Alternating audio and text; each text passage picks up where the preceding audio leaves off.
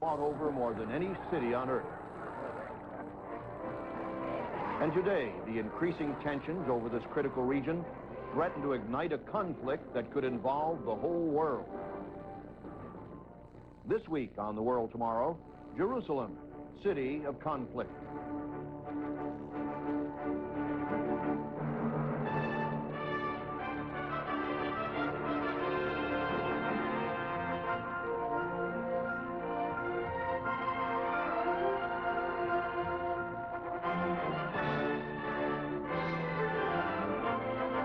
This week on The World Tomorrow, Richard Ames. On today's program, we're going to focus on one of the most fascinating and intriguing cities on earth, the city of Jerusalem. Jerusalem is not just another city. It's a city that is sacred to three world religions, Judaism, Christianity, and Islam. Jerusalem holds an unparalleled place in the affections of millions of religious people all over the world. Yet despite the high regard in which it's held, Jerusalem has had an extremely turbulent history. Political and religious strife have been a fact of life in Jerusalem for millennia. And today, the city continues to be the focus of heated controversy and contention. Will it always be this way? Is Jerusalem forever to remain a city of conflict? As you've probably read in your daily newspaper or seen on television, religious tensions are again on the rise in Jerusalem. Much of the controversy centers on the Temple Mount area, where the temples of Solomon and Herod once stood. Today, an Islamic shrine, the Dome of the Rock, occupies the ancient site. Since 1967, the Temple Mount has been territory controlled by Israel, but its day-to-day supervision has been in the hands of Muslim religious authorities. And now the opposing forces of what journalists call Islamic and Jewish fundamentalism are coming head-to-head in a quarrel over rights to worship on the sacred site. Some Jews are demanding a strong Jewish presence on the Mount, something guaranteed to inflame the Islamic world. It seems to be a problem with no solution.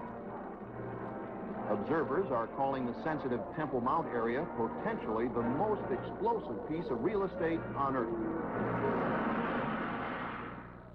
Many do not realize that Jerusalem is destined to play a major role in world affairs in the years just ahead. What we're seeing in today's news is only just the beginning. An often neglected source of information about both the past and the future is Bible prophecy. It reveals that the city of Jerusalem is yet to see the most dramatic events in her long and colorful history. And your life could very well be affected by what is going to take place there. But to understand the present and the future of Jerusalem, we must first look at what events of the past teach us. History and prophecy are closely interlinked. Today's events and tomorrow's headlines have deep historical roots. Viewed in the historical perspective, today's conflict over the control of Jerusalem is not new. So let's turn back the pages of history and see what the past can teach us. Later in the program, we'll see what Bible prophecy has to say about the future of Jerusalem, the entire Middle East region, and its dramatic impact upon the rest of the world. Did you know that the area of Jerusalem is first mentioned in the Bible in connection with the biblical patriarch Abraham? It's interesting to note that all three monotheistic faiths, Judaism, Christianity, and Islam, trace their spiritual beginnings back to the patriarch Abraham. And significantly, the central figures of those religions, namely Moses, Jesus, and Muhammad, were all lineal descendants of Abraham. Abraham is thus a central figure held in high regard by all three faiths. For many centuries following the days of Abraham, Jerusalem was inhabited almost continuously by a tribe of Canaanites called Jebusites. They called their small settlement Jebus or Jebusi. About 1000 BC, King David captured Jerusalem from the Jebusites, and a new era began. Jerusalem soon became the political and religious capital of all Israel. It was known as the City of David. After David's death, his son Solomon assumed the throne of Israel, and Jerusalem became a leading city in the world of that day. Solomon built the Temple of God on Mount Moriah, probably the finest and most expensive building for its size and character in human history.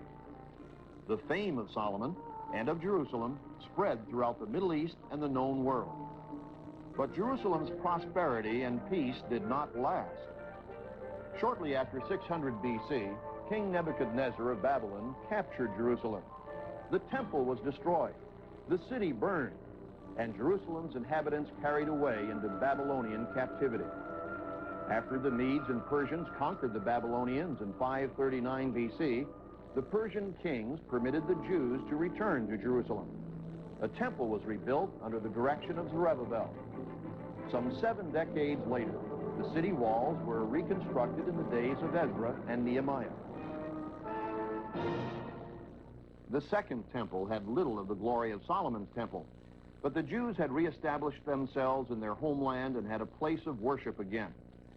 Within another 3 centuries, Jerusalem was again torn by conflict. In 167 BC, the Syrian king Antiochus Epiphanes destroyed much of the city and polluted the holy altar. Later, during the 1st century BC, the war machines of Rome began to absorb the world. Jerusalem fell to the Roman general Pompey in 63 BC, and Judea became a Roman protectorate. The Romans appointed Herod the Great as king of the region. Under his rule, Jerusalem was rebuilt into a showplace for the Roman world. It dazzled the eyes of all who beheld it. Herod enlarged and beautified the Second Temple, which by that time had existed longer than Solomon's temple had.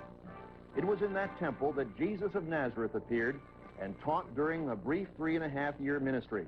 He called it my Father's house.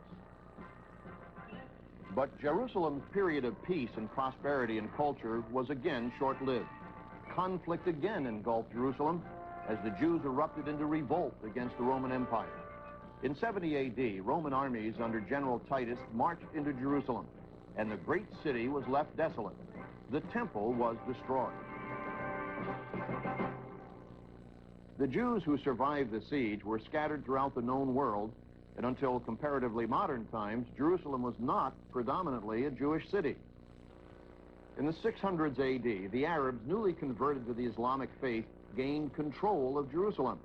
A magnificent structure called the Dome of the Rock was constructed on the ancient Temple Mount. According to Islamic tradition, it was from that site that the Prophet Muhammad had ascended to heaven to talk with God. At the end of the 11th century, Christian-professing crusaders from Europe took temporary control of Jerusalem. While crying out, "God wills it," the crusaders slaughtered the city's inhabitants in a frenzy of carnage virtually unparalleled in history. The crusaders at last came to pray at the Holy Sepulchre, the reputed site of Jesus' crucifixion and burial. The crusaders converted the Islamic Dome of the Rock shrine into a Christian church. The Western world rejoiced at the news that Jerusalem was regained for Christianity. But the grisly European victory triggered Muslim counter-campaigns to regain the city and its Dome of the Rock. Again, the city became a focus of conflict. The Muslim leader who succeeded in retaking Jerusalem from the Crusaders was the great Saladin, the medieval sultan of Egypt and Syria. Saladin's forces received the surrender of the city in the autumn of 1187. What a lesson of history, in stark contrast to the terrible carnage perpetrated by the Christian-professing Crusaders in the previous century. Saladin treated the defeated Crusaders and the city's civilian population with exemplary mercy and kindness. A few centuries later, a new power burst upon the world scene, the Ottoman Turks, a non-Arab Muslim people. In 1517, the Turks took possession of Jerusalem and the Holy Land. Turkish rule would last exactly 400 years until 1917. It was the Turks, under Sultan Suleiman the Magnificent, who built the walls which surround the old city of Jerusalem to this day. During World War I, Turkey associated itself with Germany against Britain. In the autumn of 1917, Allied forces under the British General Allenby launched an invasion of Palestine to oust the Turks. On Sunday, December 9, 1917, Allenby's troops occupied Jerusalem. One historically minded journalist noted at the time that this was history's 23rd recorded fall of Jerusalem. For nearly 3 decades, the British ruled Palestine under a League of Nations mandate. Britain found herself caught between two opposing movements, Zionism and Arab nationalism. As enmities flourished, tensions erupted into violence on a growing scale. The British government was unable to find a satisfactory solution, so they turned the dilemma over to the United Nations in 1947. The UN General Assembly voted to partition Palestine into 2 independent states, one Jewish and one Arab, with the city of Jerusalem under international control. But when the British withdrew and the State of Israel was proclaimed in May 1948, hostilities broke out. The fledgling Jewish nation was attacked by neighboring Arab armies, fearful of what they perceived as expansionist Zionism. The Arab legions drove directly for Jerusalem and took over the old city. In the aftermath of that first Arab-Israeli war, Jerusalem became a divided city. The Israelis controlled the newer West Jerusalem. The Kingdom of Jordan controlled the predominantly Arab eastern portion of the city, including the walled Old City. Jews were denied access to their holiest religious site, commonly called the Wailing Wall, the only remains of the western wall of the ancient temple platform. 2 decades later, during the Six-Day War of 1967, the Israelis succeeded in capturing East Jerusalem. The city was then united under independent Jewish control for the first time in 19 centuries. It was later declared the eternal capital of the State of Israel. Since then, Israel's Arab neighbors have been demanding that East Jerusalem be returned to Arab sovereignty. It's an emotional, highly charged issue that will not go away. Today, Jerusalem continues to be a focus of heated controversy and contention. People wonder what lies ahead for this historic and strife-ridden city and for the volatile Middle East as a whole. The future of the Middle East may seem unpredictable, but it has been predicted with remarkable accuracy in the pages of your Bible. Many people realize that the Bible is a vital source of information about the past, but relatively few are aware that the Bible also addresses the future of Jerusalem in the Middle East and the impact of that critical region on our modern world today. Just what does Bible prophecy say about the future of Jerusalem? Can we expect some lasting solutions to the conflicts in the Middle East in the near future? Because of current attitudes and mindsets, it's simply not possible under the present circumstances to resolve these explosive issues to bring lasting peace to the Middle East. The good news is these circumstances will change and tranquility will eventually come to Jerusalem and the Middle East, but not yet. Sadly, despite the continuing peacemaking efforts of men of goodwill, Bible prophecy indicates that the future holds war for Jerusalem and the Middle East. Notice what God prophesied through the prophet Zechariah over 25 centuries ago in Zechariah 12, verse 2. I am going to make Jerusalem a cup that sends all the surrounding peoples reeling. Judah will be besieged as well as Jerusalem. The spiraling cycle of tension and violence of the recent months may well be the beginning of the fulfillment of this end-time prophecy. The conflicting claims and ambitions of the various parties in the Mideast conflict appear to be moving relentlessly toward an inevitable showdown. The gulf between opposing viewpoints is deep. Israelis declare Jerusalem to be their eternal capital, but Muslims who revere Jerusalem as an Islamic holy city demand that the entire city be returned to Arab control. The Christian community also has a stake in the controversy. Christian holy sites, the major one being the Church of the Holy Sepulchre, are found throughout the city. The Vatican, for example, has repeatedly called for an international free city status for Jerusalem, a proposal that has been firmly rejected by Israeli authorities. Observers of the Middle East see an enormous potential for conflict over Jerusalem and the Temple Mount in the years just ahead. It's not surprising, then, that the Bible portrays Jerusalem as a major focus of end-time prophetic events.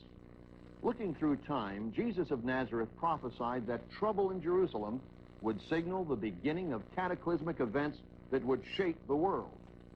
In Luke 21:20, he said, "But when you see Jerusalem surrounded by armies, then know that its desolation is near."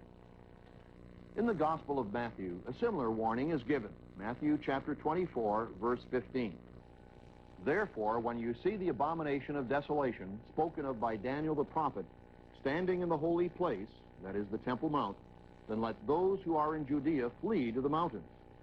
And continuing in verse 21, "For then there will be great tribulation, such as has not been since the beginning of the world unto this time, no, nor ever shall be." The military strategies of many nations will lead to more crises in the Middle East. Tragically, more troubles lie ahead for this crisis-prone region. But whose armies will surround Jerusalem? Centuries earlier, the prophet Daniel, inspired by God, envisioned these same events.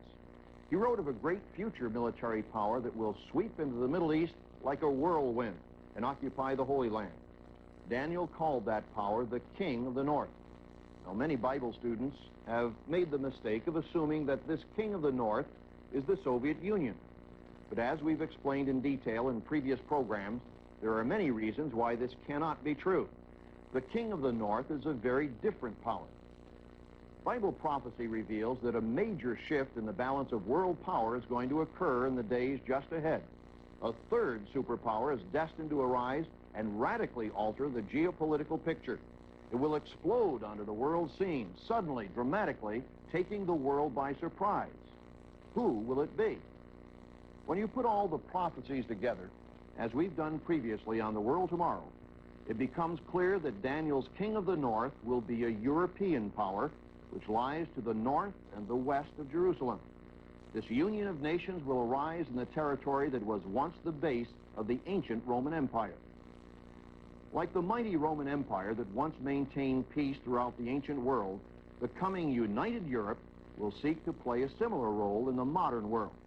It will attempt to solve the continuing conflict between the warring states of the Middle East before it gets totally out of hand.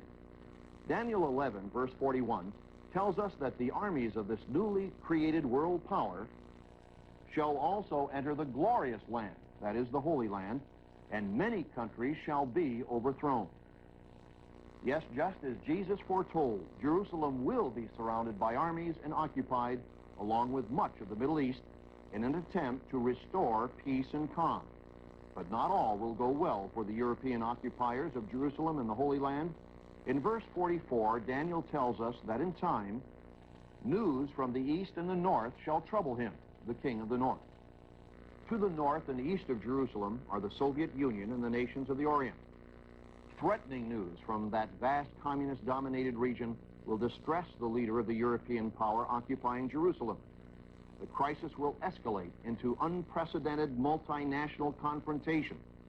Ultimately, the Bible reveals that mankind will stand on the threshold of total annihilation. As Jesus Christ prophesied in Matthew 24, verse 22, unless those days were shortened, no flesh would be saved. In other words, no one would remain alive. In this scientific age, advanced technology has made possible the destruction of all humanity from the face of the earth through many means, nuclear warfare being one of them. And make no mistake about it, total annihilation would happen if God did not intervene to prevent it.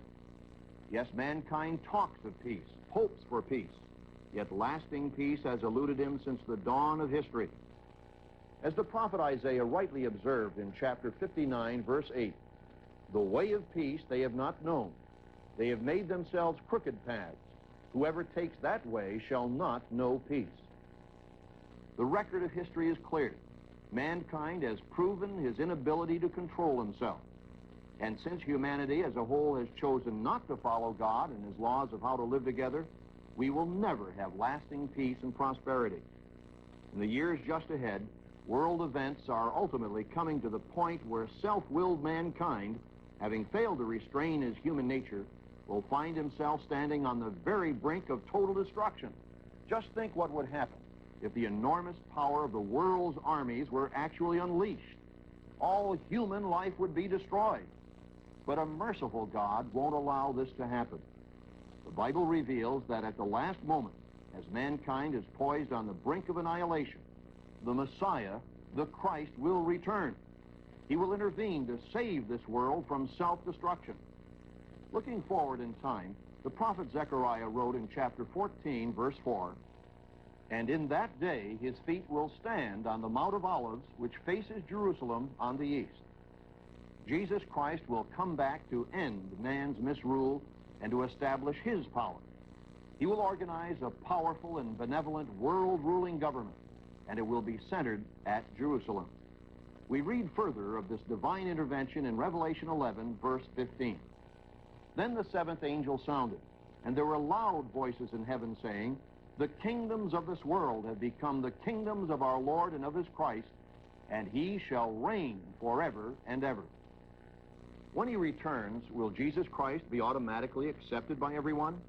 We read in Revelation 11, verses 17 and 18, "Because you have taken your great power and reign, the nations were angry, and your wrath has come." The warring nations of this world will direct their attention to Jerusalem, where Jesus will have returned. They will set aside their rivalries to form a united front against him. Revelation 16, verse 16, tells us they will gather at a place called Armageddon, about 55 miles north of Jerusalem. But the battle will not be fought there. From Armageddon, the assembled armies will strike southward toward Jerusalem to confront Jesus Christ. Jerusalem will become a whirlpool that will draw in the nations of the world. Prophecy reveals that the final battle will take place on the eastern edge of Jerusalem, in the Kidron Valley, also called the Valley of Jehoshaphat. In Hebrew, Jehoshaphat means judgment of the eternal. In the Old Testament, the prophet Joel foresaw this great battle. God inspired him to write in Joel 3 and verse 2, "I will also gather all nations and bring them down to the Valley of Jehoshaphat, and I will enter into judgment with them there." The prophet Zechariah wrote in chapter 12, verse 3, "And it shall happen in that day that I will make Jerusalem a very heavy stone for all peoples. All who would heave it away will surely be cut in pieces, though all nations of the earth are gathered against it." Jesus Christ will subdue the armies that have converged on Jerusalem. He will intervene to spare humanity from total destruction. What is reassuring is that despite the horrendous carnage at this battle over Jerusalem, it will not be the much-feared end of the world. The forces of good will vanquish the forces of evil, and the result will be world peace. Yes, peace is going to come to Jerusalem in the Middle East and to the whole world. But the astonishing truth is that it will take God to bring it. Jerusalem will at last become true to its name, the City of Peace. It will become the world capital, headquarters of the utopian world tomorrow. As the prophet Micah foretold in Micah, the 4th chapter, "Now it shall come to pass in the latter days that the mountain of the Lord's house shall be established on the top of the mountains, and shall be exalted above the hills, and people shall flow to it. Many nations shall come and say, 'Come, let us go up to the mountain of the Lord, to the house of the God of Jacob. He will teach us his ways, and we shall walk in his paths. For out of Zion the law shall go forth, and the word of the Lord from Jerusalem.'" That's the good news of the future. Though prophecy foretells a time of great turmoil just ahead, it also shows that out of the bloodshed and strife will come an unprecedented time of world peace. Religious and territorial conflicts will come to an end, and we will experience the dawn of a new world of peace and harmony centered around the city of Jerusalem. To help you better understand this important subject, we'd like to offer you this informative free booklet, The Middle East in Prophecy, as well as a free trial subscription to The Plain Truth, a magazine of understanding. This booklet, The Middle East in Prophecy, explains the historical background of the Middle East conflict, what is going to happen in Jerusalem and the Middle East, and why. It will give you an understanding of the Middle East that goes far beyond today's headlines. Chapter 1, The Seed of Abraham, explains the ancient biblical roots of today's Mideast conflict, including the biblical identities of the Arabs and the Israelis. Chapter 2, The Banner of Islam, surveys the dramatic story of the rise and expansion of the Islamic faith, which continues to play a vital role in the region today. Chapter 3, Seeds of Strife, recounts the turbulent events of the early decades of this 20th century that were instrumental in setting the stage for today's crisis. Chapter 4, What Lies Ahead, shows from Bible prophecy where today's crisis is leading and how peace will ultimately come to the war-torn Middle East. There is good news for the future, but you need to study into it for yourself. You simply can't afford to be without this information. This 48-page booklet, The Middle Eastern Prophecy, is one of the most thorough, comprehensive booklets we've ever offered, and it's absolutely free of charge. Now, we've nothing to sell on the World Tomorrow program. All our literature is yours free for the asking, free of charge, no cost, no obligation whatsoever. We're simply not going to ask you for money. In addition, if you're not already a subscriber, we'd like to send you a free trial subscription to the Plain Truth magazine for as long as you want. Next week, David Hume will be analyzing the remarkable changes taking place today in Europe. 1992 is the target date set by the European Community, or Common Market, for a Europe free of economic boundaries. Many say this is no longer a dream, but reality. In terms of population, industrial power, and world trade, a united Europe would surpass the individual powers of the United States, Soviet Union, or Japan. What impact will its emergence have on the world scene? Don't miss next week's program, Inside the New Europe. Thanks for being with us today. I'm Richard Ames for The World Tomorrow. The preceding program and all literature were produced and sponsored by the Worldwide Church.